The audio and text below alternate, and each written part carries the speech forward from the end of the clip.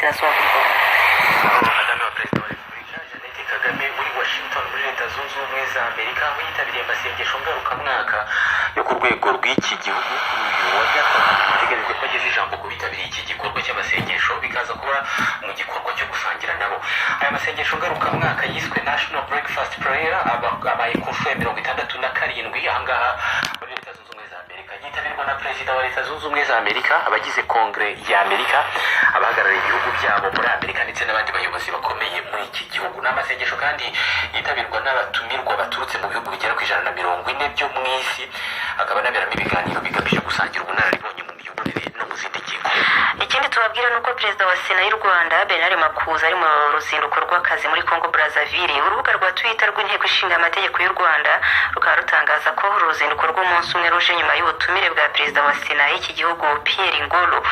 Byari biteganyijwe nuko Perezida wa Sena Bernard Makuza aganira n'abagize Inteko Ishinga Amategeko ya Congo Brazzaville, ibiganiro bigamije gutsura umubano w'ibihugu byombi ariko n'uw'inteko zishinga amategeko by'umwihariko. Ikindi kandi cyari giteganyijwe nuko Honorable Bernard Makuza ahura akanaganira n'abanyarwanda ba muri icyo gihugu cya Congo Brazzaville. Mu ngingo z'ingenzi wabivuze Savera, gereza nkuru ya Nyarugenge yavuze ko guhera ku munsi w'ejo ku wa kane imfungwa n'abagororwa bo muri iyi gereza iri Mageragere bemerewe gusurwa nyuma y'uko byari byahagaritswe kubera indwara y'iseru yari yagaragaye mu magereza atandukanye mu gihugu ndetse n'iyi Nyarugenge irimo. Iyi ndwara y'iseru yatangiye kuvugwa muri gereza zinyuranye zo mu Rwanda mu mpera z'umwaka ushize, bituma ibikorwa byo gusura abafunze bihagarikwa. Ariko noneho urwego rushinzwe imfungwa n'abagororwa rwamaze kuvuga ko abantu bashobora gusura ababo bafungiye muri gereza nkuru ya Nyarugenge nk'uko bisanzwe, kubera ko atavuganye n'umuvugizi w'urwego rw'amagereza ni CSP ni SSP Sengabo Hilary.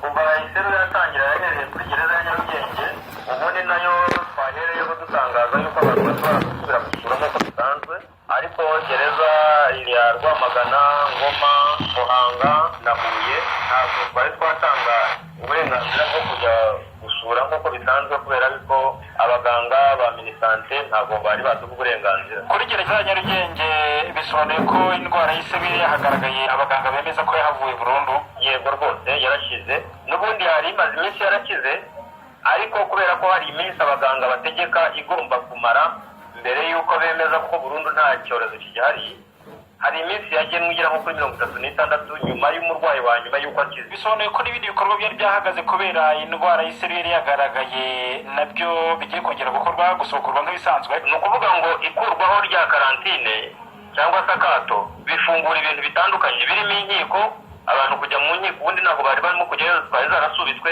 n'abandi bantu baza gusura gereza ku mpamvu zitandukanye atari zo gusura wenda abagororwa. Hari abandi bantu bahazaga mu mpamvu z'umuyobozi nabo ubu baremerewe kuza.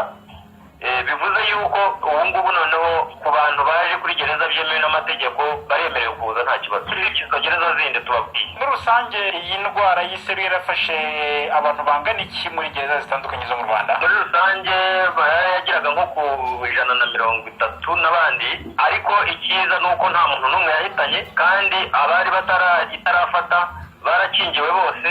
Abantu bagera nko mu 7,000 batari bakingiye barakingiwe ubu hose kuri izo gereza. Abaganga babwiye impamvu yayo icyari cyayiteye? Icyo tuzi cyo nuko isera ari indwara yandura, ubwo umwe ashobora kuyanduza undi, ariko ntabwo kugeza ubu ngubu nta kindi kidasanzwe batubwiye cyaba cyarayiteye.